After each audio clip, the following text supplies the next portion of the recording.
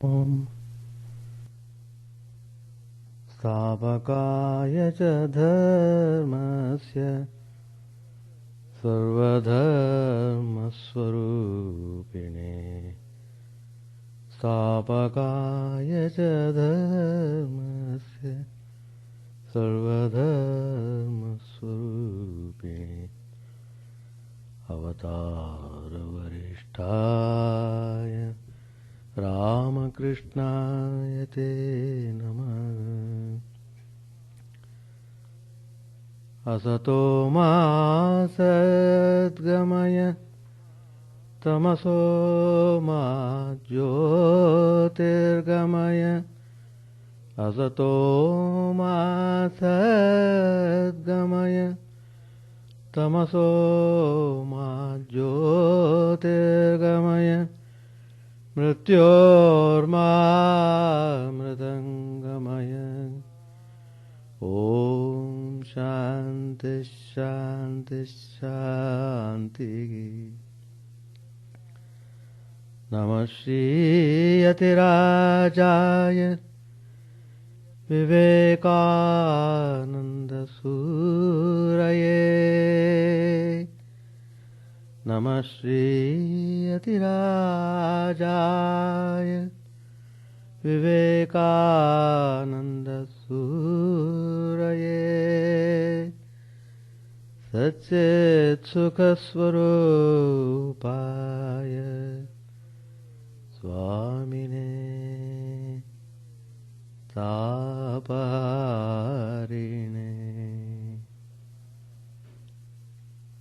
Let us bow down to Sri Ramakrishna, the embodiment of all religions, the Supreme God incarnate. Let us pray to Him to lead us from unreal to the real,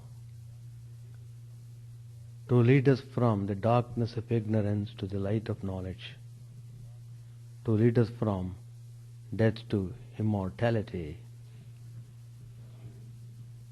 Let us bow down to Swami Vivekananda, the great sage, the master of renunciation, who had full control over his senses, the embodiment of existence, knowledge, bliss absolute, the spiritual teacher, the remover of distress. Today's topic, Swami Vivekananda. We will be celebrating Swamiji's birthday on 18th of this month, on Sunday. Please all of you try to attend that program. It will be in the morning, 10:30. The program starts.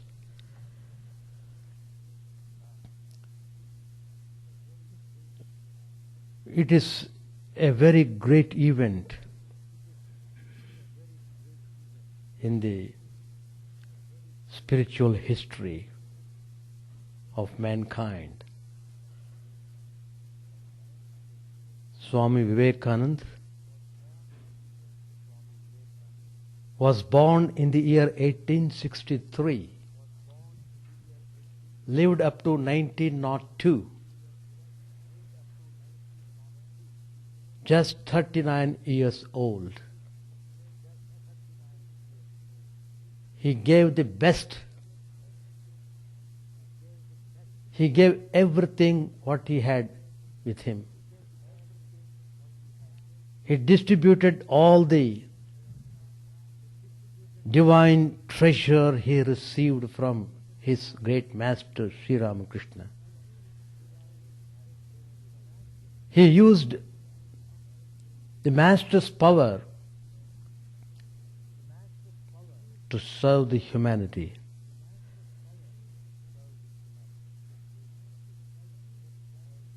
Such a great person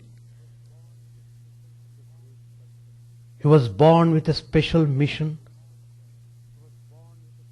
Swamiji himself said, I have given the message to work upon for 1,000 years. Then he cast off his body.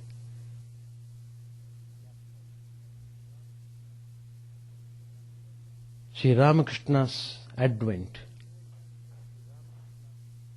Swami Vivekananda helping him in his mission have great significance for our modern times. Religion has to be practiced in a different way, not in the old usual fanatical way. No. Sri Ramakrishna practiced all religions and advocated the harmony of religions among the world. He gave the concept of universal religion, the global. We talk of global nowadays. Swami Sri Ramakrishna paved the way for that. He integrated the whole humanity of the world. And he wanted a person to spread this message very effectively all over the world. And that person was none other than Swami Vivekananda. Before he became Swami, his name was Narendranath. Even the name signifies the quality of the person. Narendra, king amongst men, robust, full of vigor, full of spirit, energy, enthusiasm, full of confidence. Ashishto dridishto balishtaha. The Upanishad tells how the person should be. He must be very strong intellectually, physically, mentally and spiritually.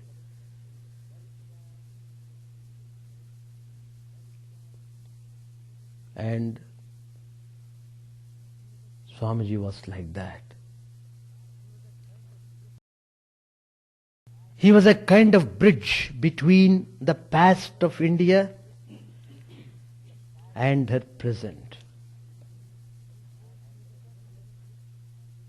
He gave the direction to the thoughts of the religion. A powerful orator, both in Bengali and English, and he was a graceful writer of Bengali prose and poetry. Very fine figure of a man, imposing, full of poise and dignity, sure of himself and sure of his mission, full of a dynamic and fiery energy. He came as a tonic to the depressed people. He attended the epoch-making Parliament of Religions in 1893, spent over a year in America, traveled across Europe. Wherever he went, he created a manner sensation, not only by his presence, by what he said and how he said about it. In America, he was called the cyclonic Hindu. he made significant observations about the Western countries. He had tremendous grasping power. He admired British perseverance and the vitality and spirit of equality of the American people. Swami Vivekananda preached the monism of the Advaita philosophy of the Vedanta, and he was convinced that only this could be the future religion of thinking humanity. For the Vedanta was not only spiritual but rational and in harmony with scientific investigations of external nature. Vedanta is not opposed to science. Again and again, he laid stress of the necessity for liberty and equality and the raising of the masses. Liberty of thought and action is the only condition of life, of growth and well-being. Swamiji wanted to combine Western progress with India's spiritual background. Swamiji's concept is remarkable. He would say, make European society with India's religion. Become an Occidental in your spirit of equality, freedom, work and energy. And at the same time, a Hindu to the very backbone in religious culture and instincts. Swami Vivekananda advocated the ideal of service to the God in man, the dauntless social worker,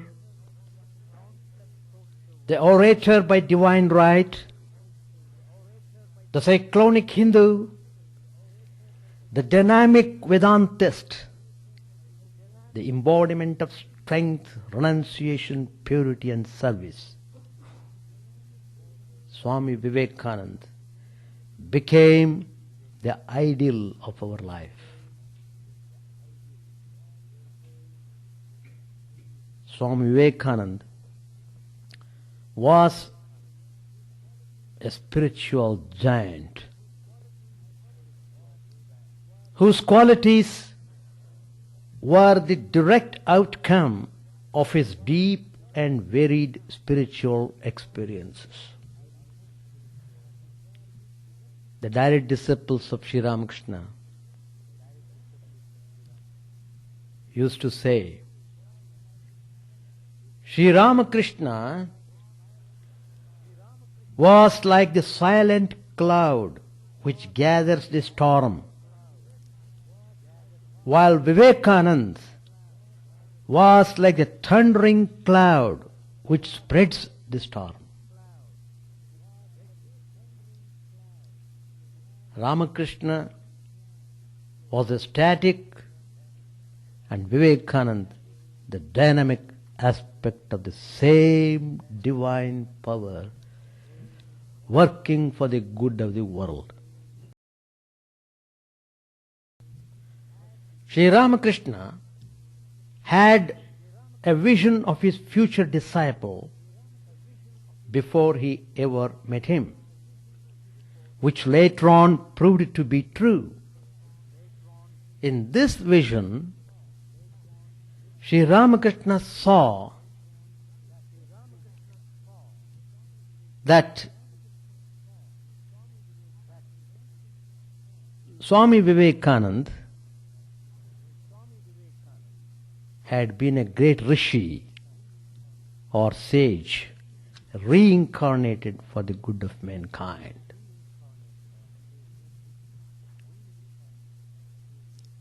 So Swami Vivekananda is of such fine caliber, well established in character.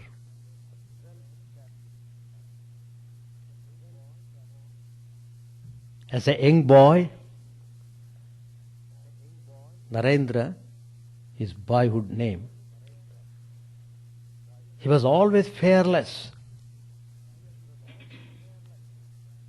He and his boyfriends used to climb a tree and play upon for a long time. They loved to play on the tree, jumping from one branch to another. You know, some old people will be always there. They cannot tolerate any noise. They want silence. But how these boys could be said, if you tell don't make noise, they will make more noise. So, what should be done? So one old man, he found out a method. He thought that would work. He said, look, don't go near the tree. You must know there is a demon living in that tree. He will kill you any moment. Don't risk your life like that. Stop going near the tree anymore. The old man is telling like that, the man of great experience. Naturally, some of the boys, they were frightened.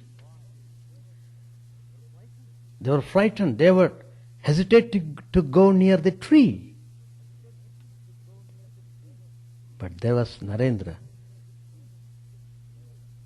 He became disgusted with that fear. What fools are you? You believe simply because that old man told? You don't have brain to think? My neck would have been broken long ago had there been any demon in this tree. Why are you afraid? It's all simply they are telling so that we may not go near the tree to play upon. That is Vivekananda. He would never be afraid of anything. Even if demon would come, he would face him. That is Vivekananda. He would never accept defeat. In his childhood, he used to play at meditation, losing all outward consciousness. So he became adept in meditation even from the boyhood. We struggled so much to meditate upon, but it was very natural for him. Later on, when he was put to school, Narendra showed exceptional intelligence. He joined gymnasium, became expert in wrestling. He became proficient in music. His music would create thrill in Sri Ramakrishna. Whenever Vivekananda came to see Sri Ramakrishna, he would ask him to sing a song. When Narendranath started singing, immediately Sri Ramakrishna would go into ecstasy. Such was the melody of Swami Vivekananda's voice. Wonderful voice he had.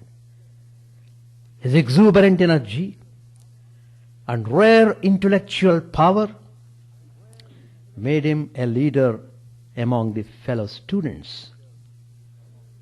He went to a Christian missionary college, became a prodigious reader of philosophy, history and general literature. One day he was attending the class. One of his professors, Professor Hastings, he was reading Wordsworth. He was explaining some of the verses. There he stated, in order to understand this poem, the ecstatic state of the poet,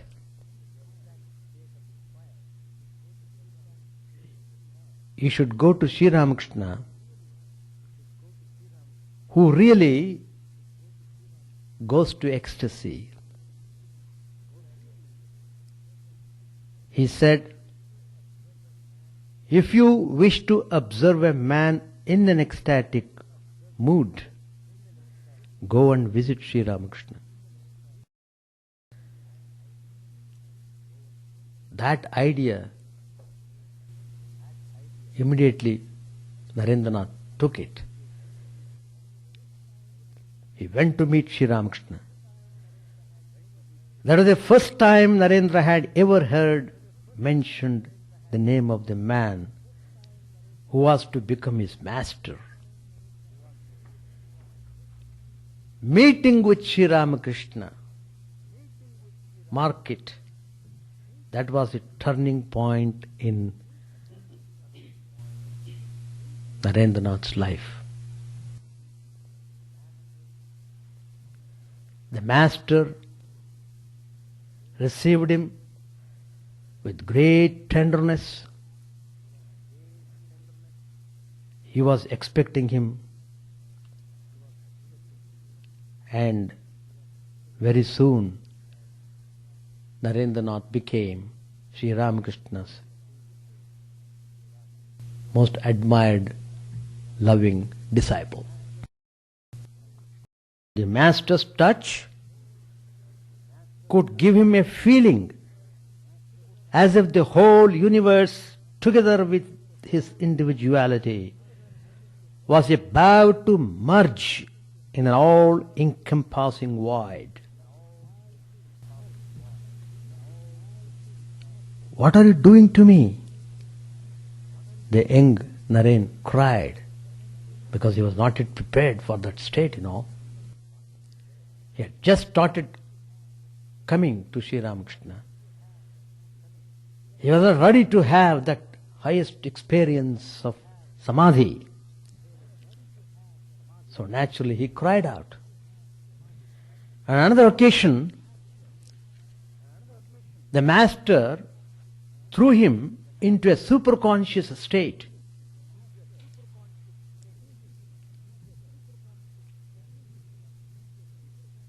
Then Sri Ramakrishna put him some questions. Who are you? What's your mission here? He began to put questions.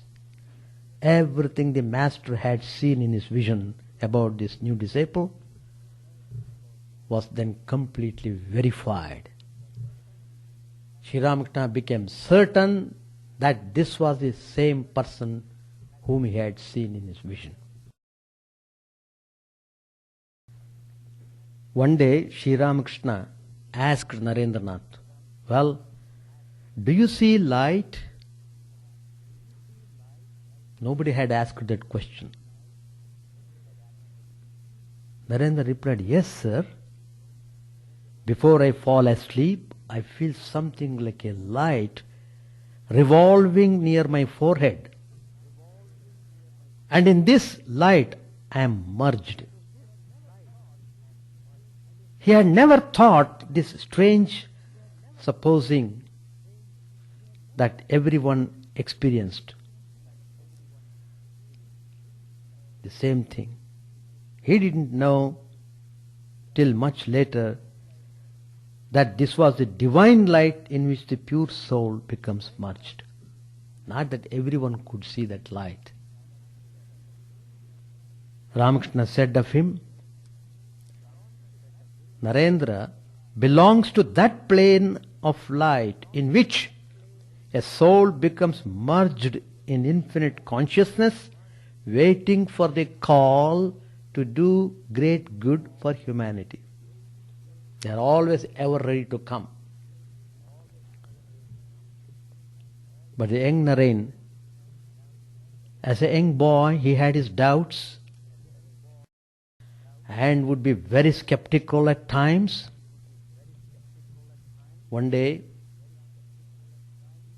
when Sri Ramakrishna was describing how he felt God in everything, Narendra exclaimed, "What? You see God in this cup? God in this table?" He was just making a sort of fun of what Sri Ramakrishna said. Sri Ramakrishna never meant any fun. So what he did was, well, let me teach this boy a lesson. He came near him, just touched him. Finished. Instantly, Narendranath shared Sri Ramakrishna's ecstatic feeling of the presence of the infinite spirit in all surrounding objects. And this experience lasted for several days, giving him the impression it is not a fiction, it is not superstition, it is not simply a story, it is a reality. To make him well established in that reality, that experience stayed with him for several days.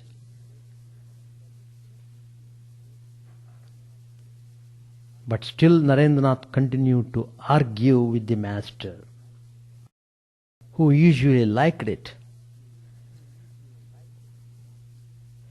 One day, Sri Ramakrishna said, "Well, if you don't believe my words, why do you come here?" Quietly Narendranath replied, "Sir, I come to see you, not to listen to you." The master was pleased with this reply, and a great love continued to develop between teacher and the disciple. Narendranath was testing the master as the master tested him.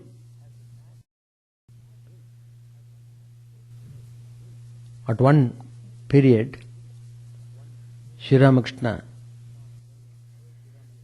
did not say a word to Narendra for several weeks. When he came to visit him, Sri Ramakrishna would never even look at him. Deliberately he did. This is a test. But the boy continued to come nevertheless. Finally, Ramakrishna had to yield. He said to him, "Well, why do you continue to come when I am so harsh, when I am so indifferent to you?" Narendranath answered simply, "Sir, I come here because I love you." That is the divine attraction. Ramakrishna had become very sensitive to the touch of the metal, especially money, because of the impurities connected with it. Narendranath couldn't understand this. What? He wanted to verify it. One day, the master was not in his room. He had gone out on some errand. In the meantime, Narendranath secreted a coin in Ramakrishna's bed. After some time, the master returned He found it impossible to take his usual seat on the bed. He couldn't sit. Narendra watched him carefully and finally told him what he had done. The master was not angry. Instead he said, "My boy, I am glad to have you test me. Test me as a changer tests a coin." Narendranath was making remarkable progress in his spiritual life. Such a pure heart, it was very easy to make any progress. But suddenly his father passed away. The whole responsibility fell on him. The family was in great distress. There was not even a sufficient food in the home. Of course, when he was alive, the father earned a lot of money, but he never preserved it. He spent the whole thing. Many a time, the young Naren would tell his mother that he was invited by somebody to dinner. So he would absent himself so that there might be more food for his brothers and sisters. He would forego his food that way. All this threw him into a state of doubt about God's existence.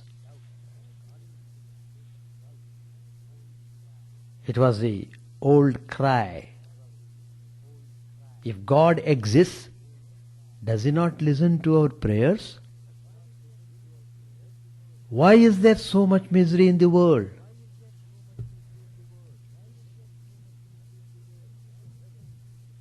He continued to wrestle with the problem this way. He was in that mood for a certain period of time. One day he fell into a deep spiritual mood and he had a tremendous experience. All doubts regarding the coexistence of divine justice and human misery were dispelled. This experience removed all physical fatigue and spiritual discouragement. He felt a wonderful strength in body and mind.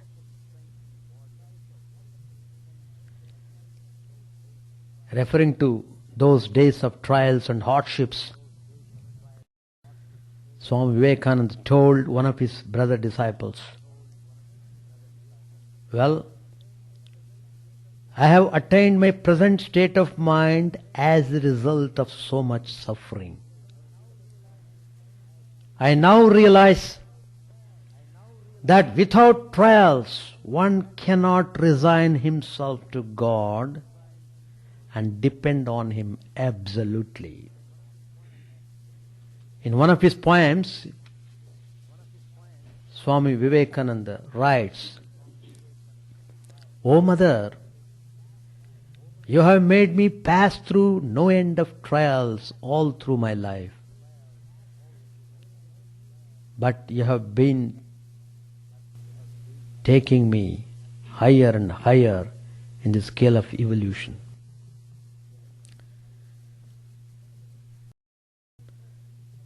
But he could find no peace, however, until there was some solution to the family difficulties. So he came to the master, told Sri Ramakrishna, begged him to pray on his behalf to the Divine Mother in the temple and ask her for what he needed.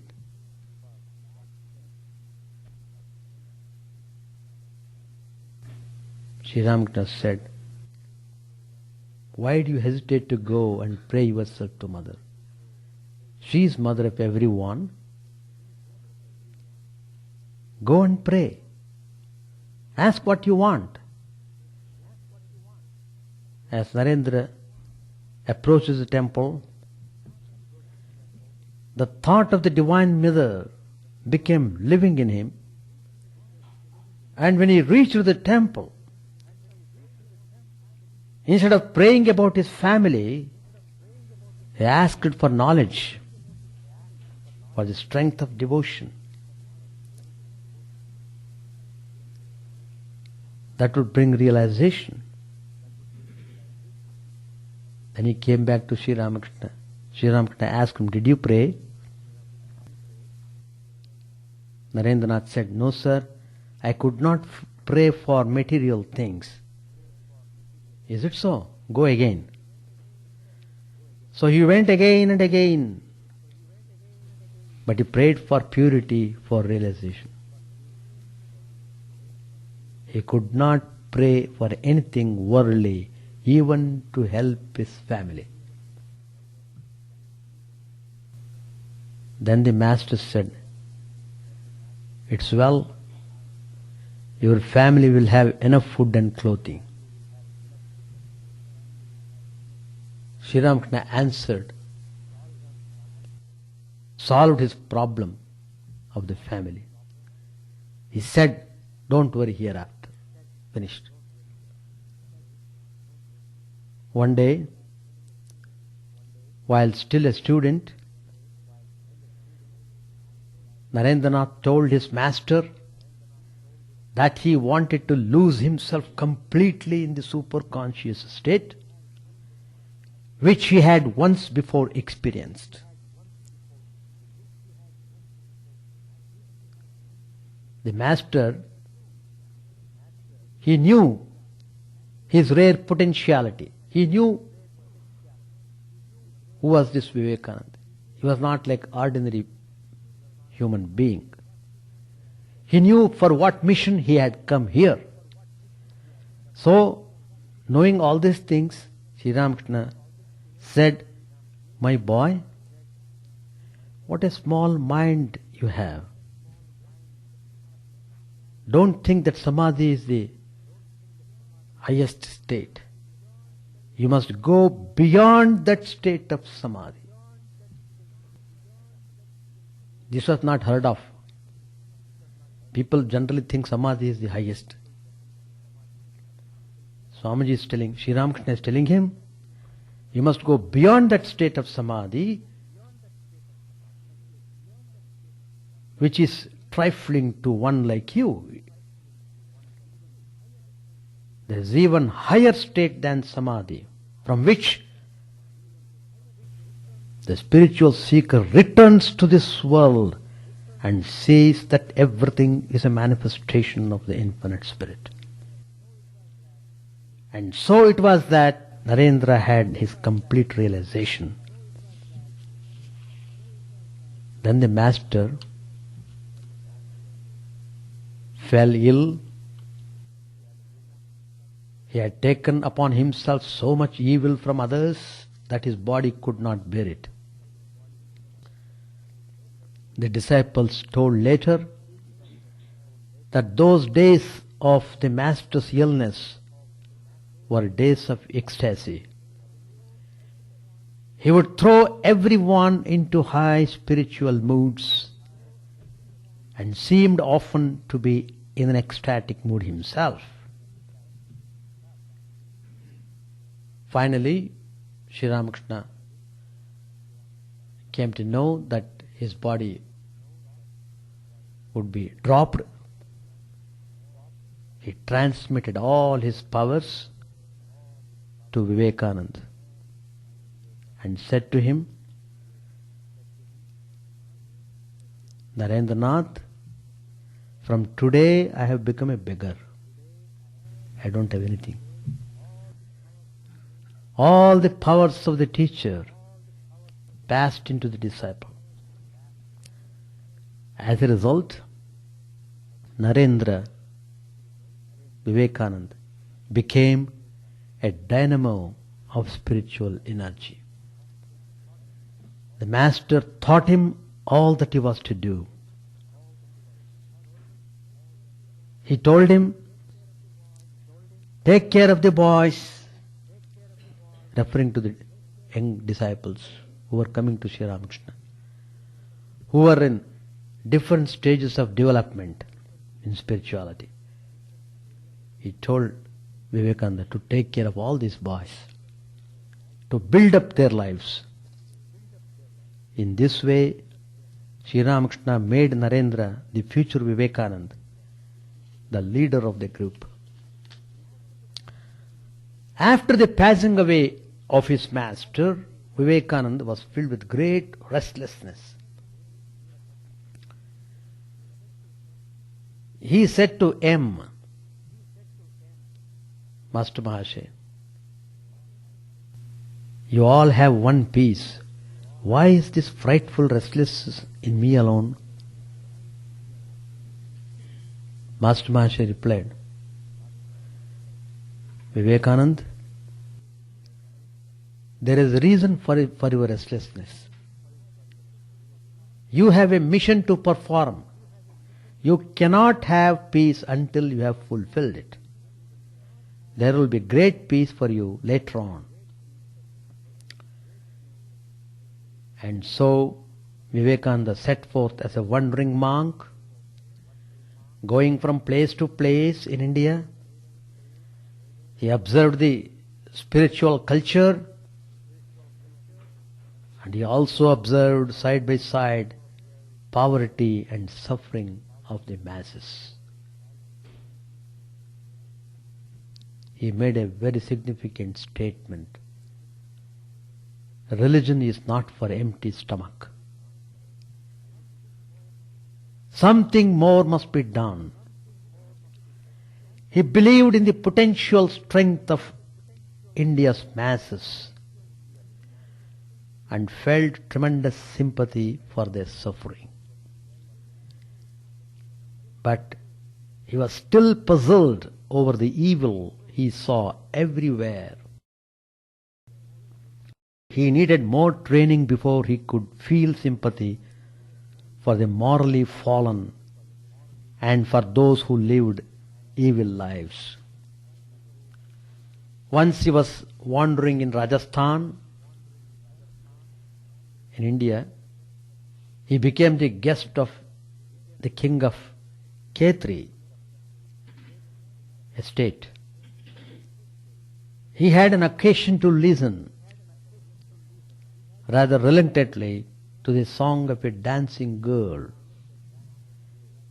That song was composed by Surdas. She was singing that song. Swamiji heard that song. It says, O Lord, look not upon my evil qualities. Thy name, O Lord, is same-sightedness. One piece of iron is in the image in the temple, another in the hand of the butcher. But when they touch the philosopher's stone, both alike are turned to gold. This song brought about a new revelation to Vivekananda. And he declared later, this incident removed the scales from my eyes, and I saw that all are indeed the manifestations of the one Supreme Spirit. His heart felt a new love and sympathy for all. In the year 1892, there came the news of the Parliament of Religions to be held in Chicago. Vivekananda was asked by his disciples to attend that Parliament of Religions and interpret the Hindu religion in the West. People do not know about Hinduism. Please go and give the correct interpretation of Hinduism. While he was considering the matter, waiting to receive the divine call, he had a symbolic dream. In that dream, Swami Vivekananda saw Sri Ramakrishna. He was walking from the seashore into the ocean and beckoning him to follow. That was a dream. That was enough for him. He now felt certain that the Master's blessing was on him. Before he sailed to America, he said to Swami Chidananda, one of his brother disciples, "Well, I am still unable to understand anything of your so-called religion. But my heart has expanded very much and have learned to feel. Believe me, I feel intensely indeed." From then on, Swami Vivekananda felt a deep sympathy for both the materially poor and the spiritually starved masses and tried to serve both. When he landed in America,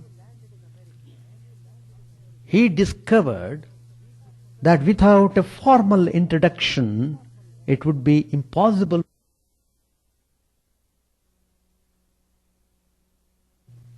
He told him of his predicament. On hearing what he said, the professor who had come to know the Swami's caliber, he remarked, "To ask you, Swami, for credentials is like asking the sun to state its right to shine." He wrote a letter of introduction to Dr. Barrows, the General Secretary of the Parliament of Religions. In that letter, he said, "Here is a man who is more learned than all our professors put together." That was the introduction. When Swami Vivekananda addressed the Parliament, he cast off all formalities. Where the other speakers, they started out with ladies and gentlemen. Every speaker would start that way. When the turn came, Swami Vivekananda, very feeling intensely, he said, "Sisters and brothers of America." And his profound sense of unity touched the hearts of his listeners and evoked tremendous applause. In that first brief talk, he quoted from the Hindu scriptures. As the different streams, having their sources in different places, all mingle their water in the sea, so, O Lord, the different paths which people take through different tendencies, various though they appear, crooked or straight, all lead to Thee.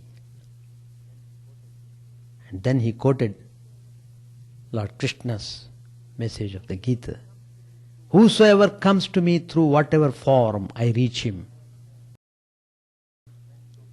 All men are struggling through paths which in the end lead to me.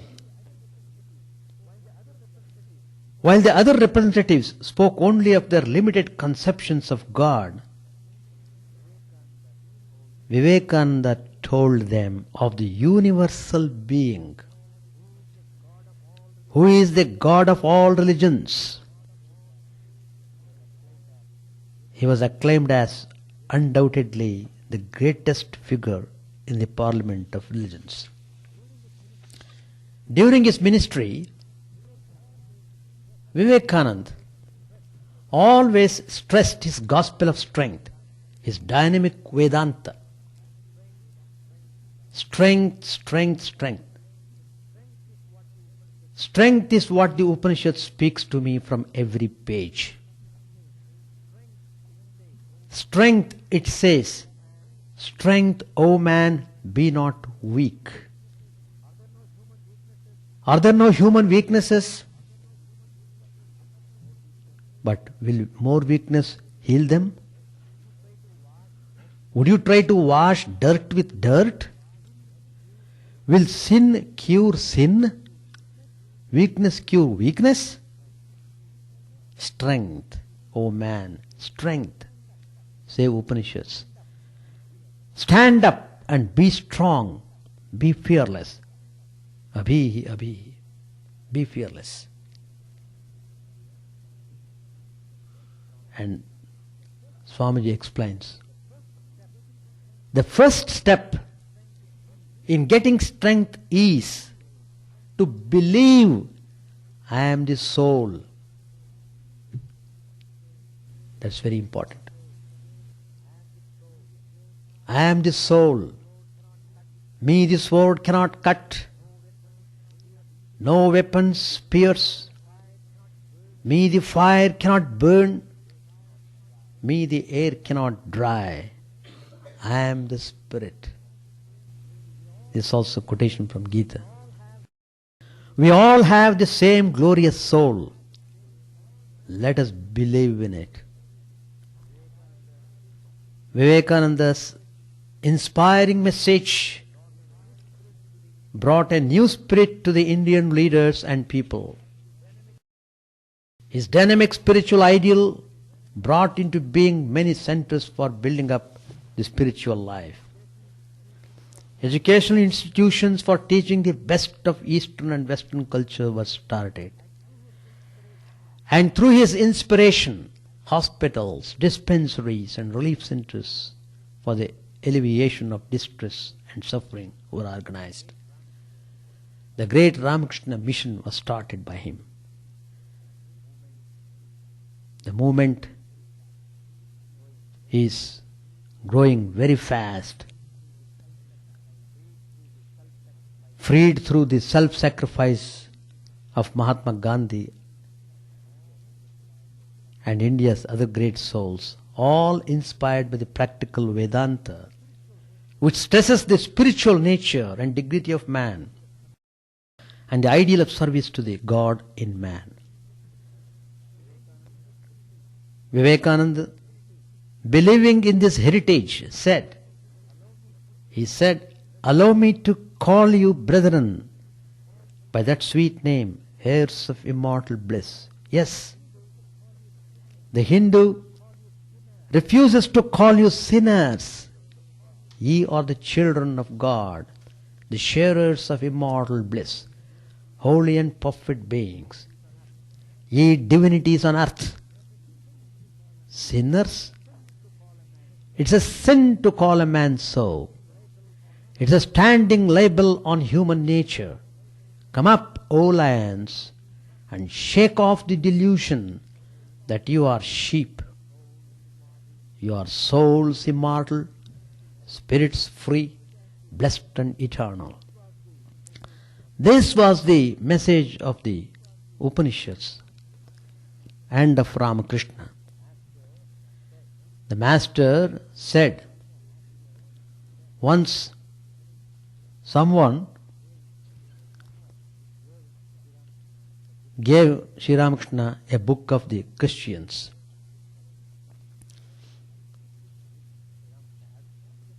Sri Ramakrishna asked somebody to read it for him. It talked about nothing but sin. Sri Ramakrishna said to Keshav Chandra Sen, sin is the only thing one hears at your Brahma Samaj too, he told Keshav. The wretch who constantly says, I am bound, only succeeds in being bound. He who says day and night, I am a sinner, verily becomes a sinner. If a man repeats the name of God, his body, mind and everything become pure. Why should one talk only about sin and hell and such things? Say but once, O Lord, I have undoubtedly done wicked things, but I won't repeat them. And have faith in His name. Saint Paul declares, we are children of God by faith in Christ Jesus. Vedanta declares, we are all children of God by our faith in God, who is our higher self. We are divine by our own right, but this divinity must be realized, must be experienced. God is a father, He is a mother, He is a friend, He is beloved. We are parts of the soul of all souls, eternal portions of God. Vivekananda says, suppose the room is dark. Do you go about beating your chest and crying, it is dark, dark, dark? No. The only way to get light is to strike a light, and then darkness is gone. The only way to realize the light, the spiritual light above you, is to strike the spiritual light from within you. And the darkness of sin and impurity will flee away. Think of your higher self, not of your lower. He spoke of the goal of all spiritual paths. Swami Vivekananda said, each soul is potentially divine. The goal is to manifest this divinity within by controlling nature, external and eternal. Do this either by work or worship or psychic control or philosophy, by one or more or all of these, and be free. This is the whole of religion. Doctrines or dogmas or rituals or books or temples or forms are but secondary details. Religion is realization, direct experience of the ultimate reality to be attained by the various paths. While the representatives of individual religions and religious sects were stressing one or more of these particular paths, Vivekananda advocated the all-comprehensive ideal. He said, karma, the path of selfless activity; bhakti, path of devotion; Raja Yoga, path of psychic control; Jnana Yoga, path of philosophical self-analysis. What I want to propagate, Swami Vivekananda said, is a religion that will be equally acceptable to all minds. It must be equally philosophic, equally emotional, equally mystic, and equally conducive to action. To become harmoniously balanced in all these four directions is my ideal of religion. This means an integrated, whole-souled approach to the ultimate reality which must be experienced. When Swami Vivekananda pleaded for a universal religion, he meant not a new religion, but a new attitude towards all religions. Attitude. And he spoke on behalf of not his own religion, Hinduism, but all religions, all religious, without any exception. It will be a religion which will have no place for persecution or intolerance in its polity, which will recognize divinity in every man and woman, and whose whole scope whose whole force will be created in aiding humanity to realize its own true divine nature.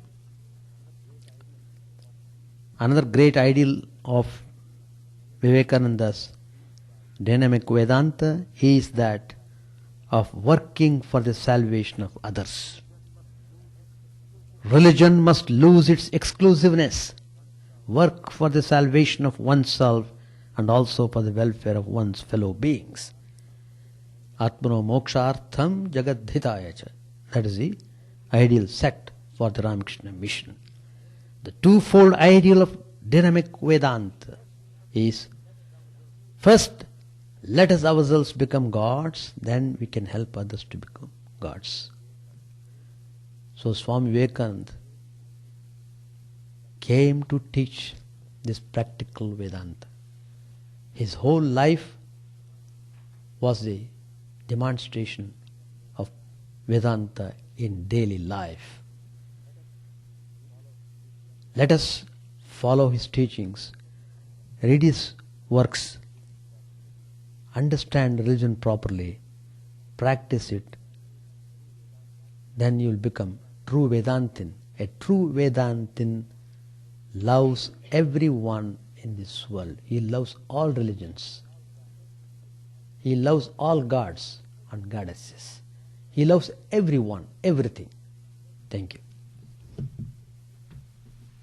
Om Sahana Vavatu Sahanau Bhunakto Sahaviryam Karavavahai Tejasvinavadhitamastu ma vidvishavahai. Om Shanti Shanti Shanti. Harihi Om. May the Divine Spirit protect us, guide us, give us strength and right understanding.